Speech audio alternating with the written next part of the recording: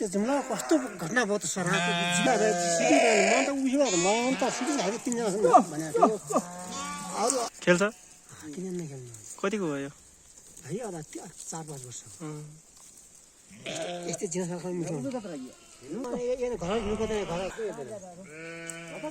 एक्लै चोरी खानु थाल्छ थाहा भयो